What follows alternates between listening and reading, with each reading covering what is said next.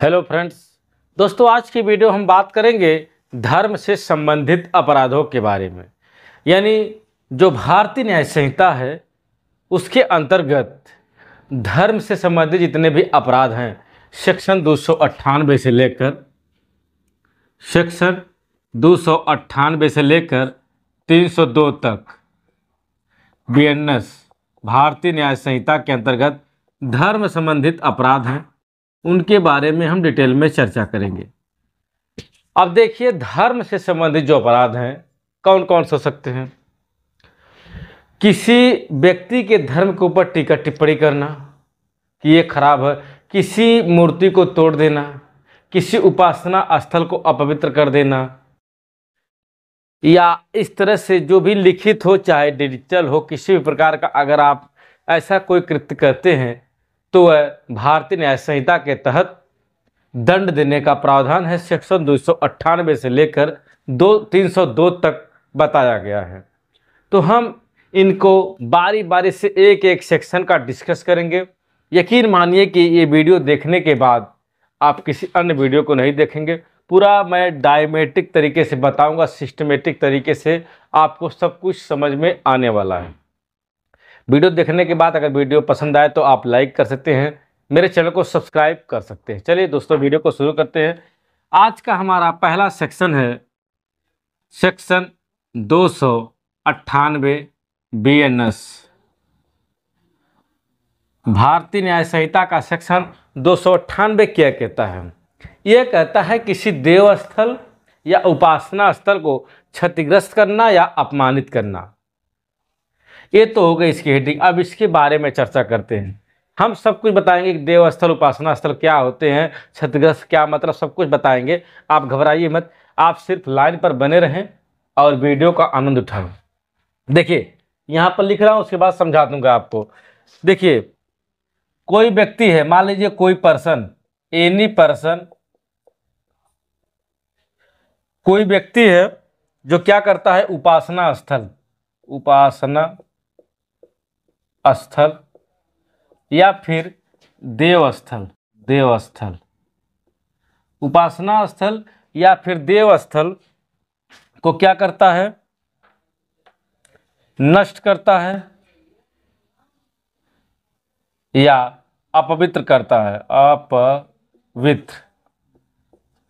नष्ट करता है, अपवित्र करता है या फिर क्षतिग्रस्त करता है या फिर उसका आशय हो किसी समुदाय का, किसी वर्ग का अपमान। देखिए भाई, अब आपको आसानी से समझ में आएगा क्या लिखा गया है। 298 बीएनएस कहता है कि ऐसा कोई पर्सन, ऐसा कोई व्यक्ति में सभी लोग आ जाएंगे। बच्चे भी आ सकते हैं, महिला आ सकती है, पुरुष आ सकता है, कोई भी व्यक्ति आ सकता है जो जीवित आदमी है। कोई व्यक्ति किसी उपासना स्थल या देवस्थल, उपासना स्थल क्या है, देवस्थल क्या है? देवस्थल माने जहां पर देवी देवताओं की पूजा की जाती है वो देवस्थल होते हैं। उपासना स्थल क्या होता है? जैसे मान लीजिए बाबा साहब अम्बेडकर की मूर्ति है, वहाँ उपासना होती है। बौद्ध जी की मूर्ति है या किसी भी धर्म की मूर्ति वगैरह है, तो उनको हम देवस्थल या उपासना स्थल कह सकते हैं। इनके देवस्थल या उपासना स्थल को नष्ट करता है, कोई व्यक्ति देवस्थल या उपासना स्थल को नष्ट करता है या फिर अपवित्र करता है या क्षतिग्रस्त करता है। देवस्थल उपासना स्थल को नष्ट करता है, अपवित्र करता है या फिर क्षतिग्रस्त करता है। क्या उसका आशय हो, उसका इंटेंशन हो, किस तरह का इंटेंशन हो कि किसी वर्ग का अपमान करे, किसी वर्ग का, किसी समूह का, किसी समुदाय का, किसी धर्म का अपमान करने के आशय से वह किसी देवस्थल या उपासना स्थल को क्षतिग्रस्त करता है, नुकसान पहुंचाता है, तोड़फोड़ करता है, अपवित्र करता है, तो उस व्यक्ति को सेक्शन 298 भारतीय न्याय संहिता के साथ दंडित किया जाएगा। बताइए आपको समझ में आया कि नहीं? आया? कुछ भी नहीं है भाई, बहुत आसान है। देवस्थल और उपासना स्थल कोई व्यक्ति क्षतिग्रस्त करता है, नष्ट करता है, अपमानित करता है, तब क्या होगा, 298 के तहत हमें दंड देने का प्रावधान भारतीय न्याय संहिता के तहत किया गया है। कोई डाउट, कोई क्लियर?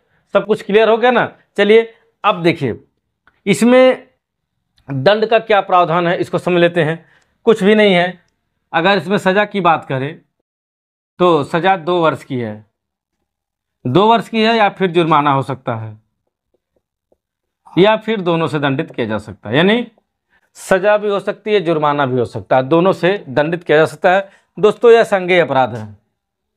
कैसा अपराध है? संज्ञेय अपराध है और जमानती अपराध है। कोई मजिस्ट्रेट सुनवाई कर सकता है। तो बताइए यह जो 298 का सेक्शन था आप लोगों को आसानी से समझ में आ गया होगा, पूरा मुझको यकीन और विश्वास है। अब हम बात करेंगे सेक्शन 299, सेक्शन 299 भारतीय न्याय संहिता। भारतीय न्याय संहिता यह दोस्तों क्या कहता है? सेक्शन 299 कहता है कि धार्मिक भावनाओं को आहत पहुंचाने के लिए किसी व्यक्ति द्वारा अगर कोई कृत्य किया जाता है तो उसको सेक्शन 299 तहत दंड देने का प्रावधान किया गया है। इसको भी हम समझेंगे अच्छे से, तो आप लोग ध्यान दीजिए कि इसको कैसे क्या होता है।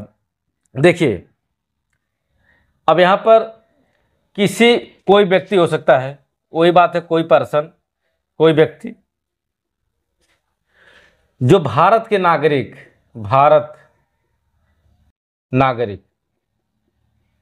कोई व्यक्ति है जो भारत के नागरिकों का क्या करता है, विद्वेषपूर्ण, माने उसका एक उद्देश्य होता है अपमानित करने का, उद्देश्य होता है अपमानित करने का।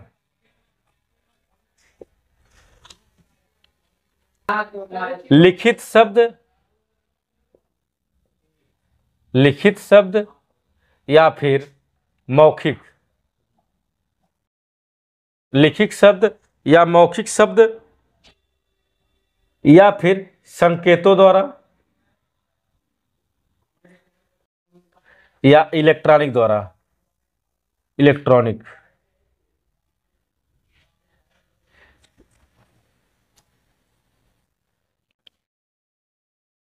प्रयत्न या करेगा। देखिए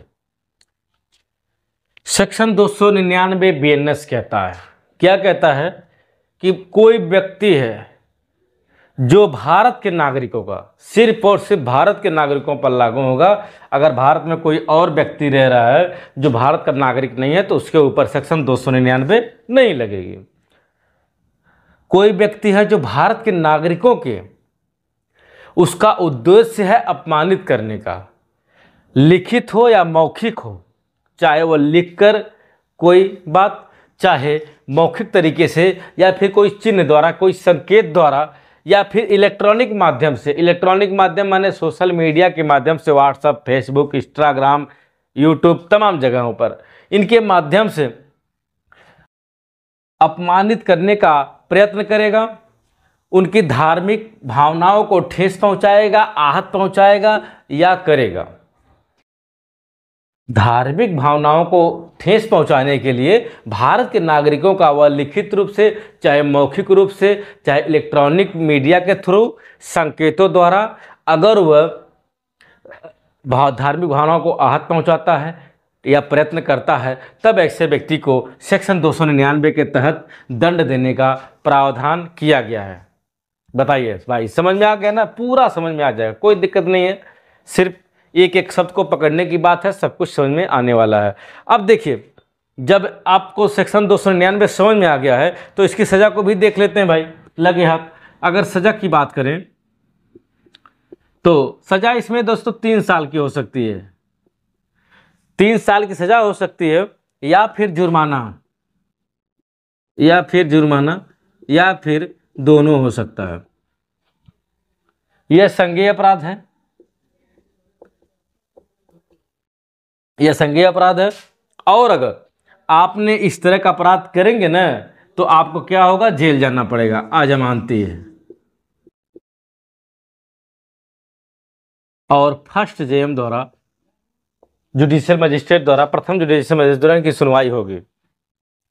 किसी की धार्मिक भावनाओं को आहत पहुंचाने के लिए, ठेस पहुंचाने के लिए अगर आपने लिखित तौर पर, मौखिक तौर पर या इलेक्ट्रॉनिक मीडिया पर या संकेतों द्वारा किसी भी प्रकार का अपमान उनका करते हैं, तब आपको 299 के तहत 3 साल की सज़ा होगी और अजमानती अपराध है, आपको जेल भी जाना पड़ सकता है। तो भाई साहब, इन्हीं जैसे अपराधों, पहली बात तो मेरे हिसाब से देखिए लगता है क्या, चाहे आप हिंदू हो, मुस्लिम हो, सिख, ईसाई हो, बौद्ध हो, किसी भी धर्म से हो, क्यों किसी के पीछे पड़े हो? आप अपना करो, वह अपना कर रहा है, आपको किसी के धर्म से क्या मतलब है? क्यों आप इस तरह का अपमान करेंगे या उपासना स्थल को वगैरह को क्षतिग्रस्त कर? कुछ भी नहीं करने का भाई, सभी मस्त रहो, सब ईश्वर एक है। किसी से द्वेष, ईर्ष्या भावना नहीं रखना चाहिए। अगर आप रखेंगे तो भुगतेंगे, जेल जाएंगे, हमें क्या, हम तो आपको समझा रहे हैं, बाकी आपकी मर्जी। सेक्शन 300 से लेकर 302 भारतीय न्याय संहिता के सारे अपराधों को इसमें चर्चा करेंगे। दोस्तों, धर्म संबंधी अपराध, ये पार्ट 2 है, धर्म संबंधी अपराध। आपने पिछली वीडियो काफ़ी अच्छा देखा, आपके प्रोत्साहन से दूसरी वीडियो आ रही है इसकी। तो चलिए वीडियो को शुरू करते हैं। अगर आप चैनल पर नए हैं तो प्लीज़ चैनल को सब्सक्राइब कर लीजिए। दोस्तों, आज हम बात करेंगे सेक्शन 300 बीएनएस के बारे में, यानी भारतीय न्याय संहिता का सेक्शन 300 बीएनएस क्या कहता है? यह कहता है कब्रिस्तानों में अत्याचार। कब्रिस्तानों में अत्याचार, अगर कोई व्यक्ति कब्रिस्तान जैसे स्थल पर अत्याचार करता है, अत्याचार बोले तो उसमें कब्जा करता है, उसमें अवैध उत्पन्न करता है, अवरोध उत्पन्न करता है, तो उसको दंड देने का प्रावधान सेक्शन 300 में किया गया है। दोस्तों, अब हम इसको डायग्राम के माध्यम से समझाएंगे आपको। तो आशा करते हैं कि आप ब्लैक इस बोर्ड पर देखिए, उसके बाद हम आपको समझाने का प्रयास करेंगे। देखिए, ये देखिए, मान लीजिए कब्रिस्तान है, ठीक है, या कोई भी स्थान है, धार्मिक स्थान समझ लीजिए, यह एक धार्मिक स्थान है। धार्मिक स्थान पर क्या होता है? उपासना होती है, उपासना स्थल मान लीजिए, या फिर इसको अंतिम क्रिया का स्थान मान लीजिए।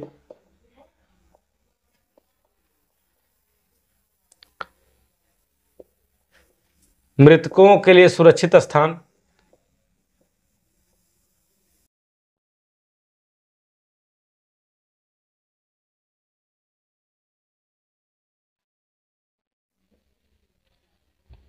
अंतिम क्रिया में विघ्न,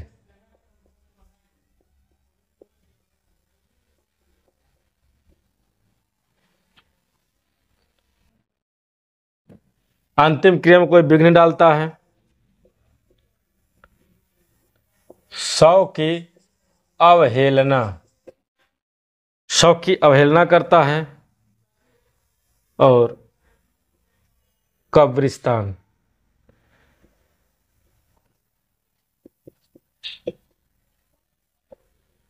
सेक्शन 300। देखिए, सेक्शन 300 बीएनएस अच्छे से समझ लीजिए। सेक्शन 300 बीएनएस किन किन बातों के लिए रखा गया है? उपासना स्थल, उपासना स्थल पर कोई अगर अत्याचार करता है, किसी भी प्रकार का अवरोध उत्पन्न करता है, अंतिम क्रिया में कोई व्यक्ति अवरोध उत्पन्न करता है। अंतिम क्रिया बोले तो क्या होती है? अंतिम क्रिया होती है कि कोई व्यक्ति मर गया है, उसके अंतिम संस्कार के दौरान जो भी क्रियाक्रम होते हैं सब अंतिम क्रिया होती है। अंतिम का मतलब ये। और पहली क्रिया क्या होती है? जब बच्चे का जन्म होता है तो पहला क्रिया होती है, और मरता है तो अंतिम। बीच वाला तो सब गोल मटोल पूरी दुनिया घूमती रहती है। तो अंतिम क्रिया को सबसे पवित्र क्रिया माना गया है। इसमें कोई अवरोध उत्पन्न करता है, मृतकों के लिए कोई स्थान सुरक्षित रख दिया गया है, मृतकों के लिए मान लीजिए स्थान सुरक्षित रखा गया है कि यहाँ पर भाई दफन वगैरह होंगे या यहाँ पर उनकी पूजा जो भी है सिस्टम बनेगा, लेकिन उसमें कोई अवरोध उत्पन्न करता है, अंतिम क्रिया में विघ्न डालता है। मान लीजिए अंतिम क्रिया के दौरान हो रहा है कार्यक्रम, उसमें जा करके उत्पात मचा रहा हो, दारू पी कर मतलब बवाल काट रहा हो, या शव की अवहेलना कर रही है, जो आप शव लेके जा रहे हो उसका मतलब अनाप शनाप शव को बोल रहा हो, या किसी प्रकार का ऐसा कृत्य करा जिससे शव की अवहेलना मानी जाए, या कब्रिस्तान में गृहत्याग करता हो, इस तरह का अगर कोई व्यक्ति कृत्य करता है तब उसको सेक्शन 300 भारतीय न्याय संहिता के तहत दंड देने का प्रावधान हमारे कानून में किया गया है। बताइए, आप सेक्शन 300 समझ गए? एक एक शब्द पकड़ने की बात है, बाकी कुछ नहीं पकड़ने का। उपासना स्थल में अवरोध उत्पन्न करने की बात आ गई, अंतिम क्रिया में आ गई, मृतकों के लिए सुरक्षित स्थान, अंतिम क्रिया में विघ्न डालता हो, शव की अवहेलना करता हो, कब्रिस्तान में उत्पात मचाता हो या अत्याचार करता हो, तो ऐसे व्यक्तियों को सेक्शन 300 बीएनएस के तहत दंड देने का प्रावधान किया गया है। बताइए, इसका मीनिंग समझ में आ गई? चलिए, और जो यह अपराध वो करता है, इस तरह का अगर कृत्य करता है, वह जान रहा है, जानते हुए कि इस तरह से करेंगे तो किसी की भावना को ठेस पहुंचेगी, उसके उद्देश्य क्या है? उसका उद्देश्य है कि भावना को ठेस पहुंचाना, भावना को ठेस पहुंचाना, ठेस, या उसके धर्म का अपमान करना, धर्म का अपमान करना। मतलब यह सब कृत्य करते हुए उसके मन में यह चीज चल रही हो, घूम रही हो कि अगर हम ऐसे करेंगे तो उसकी भावना को आहत पहुंचेगी, मजा आएगा, मजा के लिए, भावना को ठेस पहुंचाने के लिए, धर्म का अपमान करने के लिए, इस तरह के अगर कोई कृत्य करता है भाई साहब, 300 में दंड मिलेगा, दंड। और ऐसे व्यक्ति को सजा की अगर बात की जाए तो 1 साल की सजा है, या फिर जुर्माना है, या फिर दोनों से दंडित किया जाएगा। ऐसा कृत्य करते हैं, भावनाओं को ठेस पहुंचाने के उद्देश्य से यह कृत्य करते हैं, या फिर धर्म का अपमान करने के लिए ऐसा कृत्य करते हैं, और आपको पता है कि मैं क्या कर रहा हूं, इससे क्या हानि होने वाली है, क्या किसी का मतलब भावना को ठेस पहुंचेगी, आहत पहुंचेगी, चोट पहुंचेगी, तब उसको 1 साल की सजा और जुर्माना है। और साथ ही साथ दोस्तों समझ लीजिए कि यह भी संज्ञेय अपराध है, जमानती अपराध है, और कोई भी मजिस्ट्रेट सुनवाई कर सकता है, एनी मजिस्ट्रेट सुनवाई कर सकता है। ये तो मामला हो गया सेक्शन 300। आई होप आपको अच्छे से अंडरस्टैंडिंग हो गई होगी। चलिए अब सेक्शन 302 पढ़ेंगे। सेक्शन 301 कोई इंपॉर्टेंट नहीं है, इसलिए उसको छोड़ रहे हैं, कुछ भी खास नहीं है। तो सेक्शन 302 पर आते हैं डायरेक्ट। सेक्शन 302 भारतीय न्याय संहिता। देखिए, जो भी बीआर एक्ट में किताबों में दिया है ना, इस सब का निचोड़ है। अगर इतना आप लिख देते हैं, किसी को बता देते हैं, तो मामला बन जाएगा। कहीं से कुछ लेने की ज़रूरत नहीं है। हाँ, अगर लेना है तो आप इससे संबंधित जजमेंट वगैरह ले सकते हैं, बाकी सब अपने आप में सफिशिएंट मैटर है। अब देखिए, कोई व्यक्ति अगर किसी की धार्मिक भावनाओं को ठेस पहुंचाने का उद्देश्य उसका हर सेक्शन में होना चाहिए, चाहे सेक्शन 302 हो या 300 हो या 299 हो, किसी भी सेक्शन में 302 भावनाओं को ठेस पहुंचाने का काम अगर करेंगे तब आपको सजा होगी। अब देखिए, अगर कोई धार्मिक भावनाओं को ठेस पहुंचाने के लिए कोई शब्द बोलता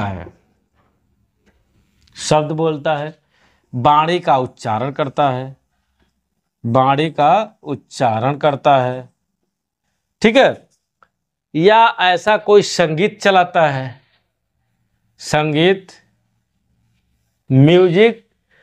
चलाता है, ध्वनि उत्पन्न करता है, गीत वगैरह गाता है, उस व्यक्ति को उस दृष्टि में वह वस्तु लगे। देखिए 302 बेनस क्या कहता है कि धार्मिक भावनाओं को आहत पहुंचाने के लिए, धार्मिक भावनाओं को ठेस पहुंचाने के लिए ऐसा कोई शब्द आपके द्वारा बोला गया हो जिससे वह गिल्टी महसूस करे, अपमानित महसूस करे, उसकी धार्मिक भावनाओं को ठेस पहुंच रही हो, आपके बाणी के उच्चारण से कुछ अपशब्द निकल रहा हो उसके धर्म के खिलाफ, ऐसी संगीत बजा रहे हो जहाँ पर हरे कृष्णा हरे राम चल रहा हो, आप उल्टा सीधा गीत चला रहे हो, ध्वनि उत्पन्न कर रहे हो तेज तेज, हरे कृष्णा हरे राम जय श्री राम हो रहा है, वहाँ पर आप तेज तेज से हार्न स्पीकर कुछ भी उल्टा सीधा बजा रहे हो, इस तरह का कृत्य कर रहे हो। या किसी मस्जिद में कोई धार्मिक आयोजन हो रहा हो, वहाँ पर आपको अनाप शनाप संगीत बजा रहे हो, तो इस तरह की भावना से और आपको लगे कि मेरे बजाने से उनको दिक्कत हो रही है, तब उस मज़े के लिए आपको सेक्शन 302 के तहत दंड दिया जाएगा भाई। और यह भी दंड 1 साल का कारावास होगा या जुर्माना होगा या फिर दोनों से दंडित किया जाएगा। यह भी संज्ञेय अपराध है, जमानती अपराध है और कोई भी मजिस्ट्रेट इसकी सुनवाई कर सकता है। तो देखिए, अब मैटर आप सोचेंगे चलो भाई ऐसा सारा कुछ कर लेते, क्या है 1 साल की सज़ा मिलेगी हमें, क्या है? नहीं, बेशक 1 साल की सज़ा है, जमानती अपराध हैं, लेकिन आपके करियर पर धब्बा लग सकता है, आपको सामाजिक बुराई से बुराई हो सकती है, आपके खिलाफ FIR दर्ज होगा तो आप क्रिमिनल बन सकते हैं। इस तरह के किस विशेषकर धार्मिक आयोजनों में तो विघ्न नहीं डालना चाहिए, चाहे जो हो। धार्मिक आयोजन किसी का भी हो उसमें सहयोग करना चाहिए, और नहीं सहयोग बनता है तो भाई दूर से नमस्कार करके हट जाइए। किसी के आयोजन में शव यात्रा देखिए तो नमस्कार कर लीजिए, ये नहीं कि ऐसा वैसा कमेंट। आदमी लाख बुरा होता है लेकिन जब उसकी मैयत निकलती है तो सभी लोग नमस्कार करते हैं, क्योंकि वही एक अंतिम यात्रा है, अंतिम संस्कार है, बाकी कुछ नहीं जीवन में। आपने जन्म लिया कोई नहीं जाना, लेकिन आप जब मरते हैं तो 4 लोग आंसू गिराने वाले होते हैं, बेशक आप कितने बुरे भले हों।